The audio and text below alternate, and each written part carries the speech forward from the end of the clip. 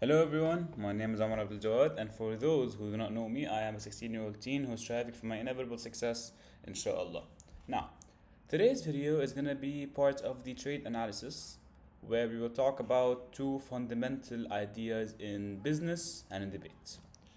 The law of supply and demand. What is that, and how is it beneficial, and how is it relevant to the trend of a market, and how can we identify entry signals through supply and demand?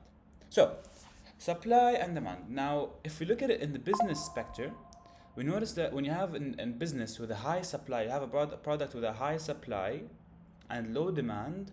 This means you have too much of the product, so the business owners want to lower the price. The price would go down. The price of the product would go down due to the high availability of the product and low demand for it.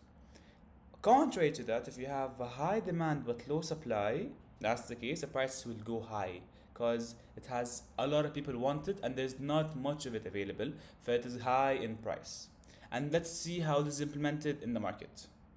So right here we have the gold currency pair, and from that point on we can identify multiple areas of supply and demand. And as we said, the areas of supply are areas that have high or high pressured selling or high pressured downtrends due to high availability of a product but low demand of it, which is why the sellers would want to lower their prices. So the price would go down on like very fast, it would strike downwards after consolidation. And so demand, as we said, is when you have high demand of a product and basically the price would increase due to the demand on the product. So an area of demand would be, let's say, or we can spot an area of demand, which in fact is this area right here. Notice how this massive uptrend just occurred. After a few consolidations between some candlesticks, we got and visualized a massive uptrend due to an increase in price and due to high demand. We call this area of demand. Now the question is, how can we mark that area of demand? Now you'll get the answer to that. So an area of demand, once you spot it, what do? You look at the area and you want to go to the previous candlestick before the explosion, before the impulsion.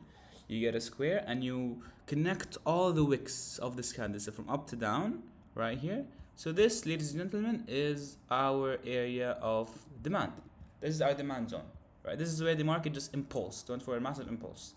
So we can mark it as a demand zone, right? We can extend it so you can see if the market could possibly come back. And as we see, whenever the market would come back to that area of demand, it would go for potential uptrend. So let's just go back to where the demand originated. Yeah. The tip of this demand zone is that this area is an area of interest, meaning whenever the market would tap that area, it would go for an uptrend. As you can see, that's the initial demand zone. Came back, uptrend. Came back, uptrend. Came back, also uptrend. So that is a unique area for us to identify, and that was the demand. Let's go over to supply. Area of supply is an area in which the price goes down, ultimately due to the fact that there's a high supply of the product. So, and there's low demand, which means the price will eventually go down, and that is exactly what happened in this area right here. Also in the same gold currency pair, we can mark this area as an area of supply. How? As we said, same method in demand. We go to the previous candlestick before the impulsion and we mark its wicks. So we go over to this candlestick right here and we mark the wicks. That is simply our supply zone. Now we can extend that supply to see what could possibly happen after it. And we can see some great results. Like you can see, this is the initial supply zone. Once the market came back, it went for a drastic downtrend. Came back another downtrend.